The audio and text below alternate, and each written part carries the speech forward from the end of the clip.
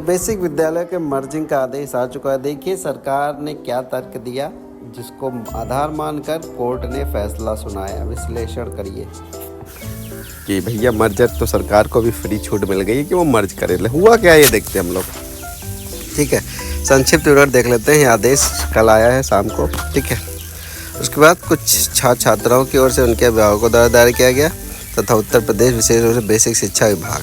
ठीक है, मामले का मुख्य मुद्दा क्या था। सरकार ने 16 जून 2025 को एक शासनादेश जारी किया, जिसमें राज्य सरकार द्वारा संचालित और बीएसए के अंतर्गत चलने वाले स्कूलों को आपस में जोड़ने और पेयरिंग और मर्जन का निर्णय लिया गया।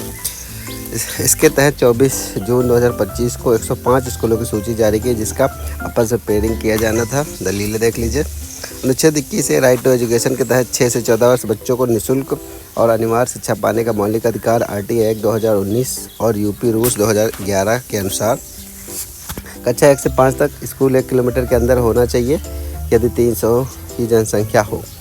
कक्षा 6 और 8 के लिए स्कूल 3 किलोमीटर के अंदर होना चाहिए यदि जनसंख्या 800 हो। स्कूलों को पेयरिंग करने से कई बच्चों को 1 किलोमीटर दूर जाना होगा, जो नियम उनके अधिकारों के खिलाफ है। ये पेयरिंग मौजूदा स्कूलों के बंद करने जैसा है, जिससे कि बच्चों को असुविधा होगी।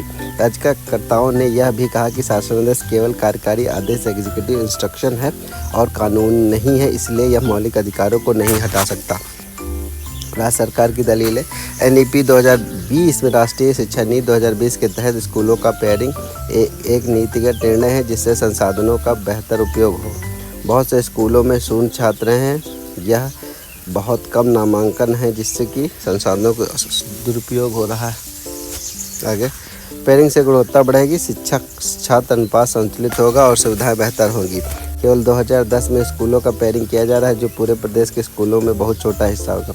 बच्चों को के अधिकारों का हनन नहीं हो रहा और जहां दूरी ज़्यादा है वहां फ्री ट्रांसपोर्ट आदि की सुविधा दी जाएगी। अदालत का विचार।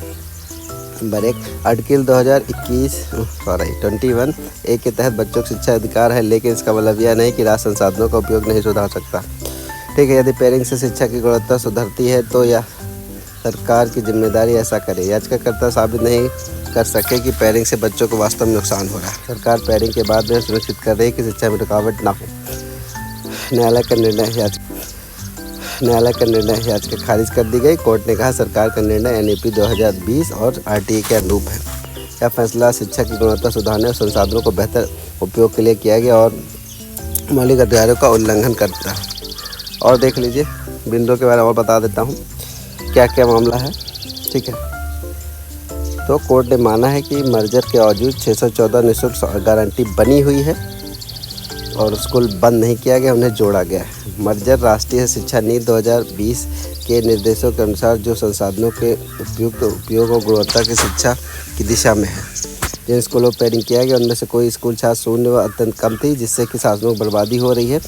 यूपीआरटीए रूल 2011 के रूल 42 में 1 किलोमीटर दूरी नियम छूट दी गई। यह राज्य सरकार का वैकल्पिक व्यवस्था जैसे निःशुल्क परिवहन करे। बहुत कम स्कूलों को ही जोड़ा गया है, जो एक बहुत छोटा अनुपात है। याचिकाकर्ता यह साबित नहीं कर सके कि बच्चों के अधिकारों का उल्लंघन हुआ। आदेश को गवर्नमेंट ऑर्डर माना गया। रूल ऑफ बिजनेस के तहत एडिशनल चीफ सेक्रेटरी द्वारा जारी किया गया, कानून के विरोध नहीं पाया गया। सुप्रीम कोर्ट के निर्देशानुसार नीट निर्णयों का हस्तक्षेप केवल तभी होता है जब वे मनमाने व दुर्भावनापूर्ण या मौलिक अधिकारों को उल्लंघन करते हो, जो इसमें नहीं मामले में पाया गया। तो इस तरह से मामला आया कोर्ट में, ये हुआ। अब देखते हैं आगे क्या होता है।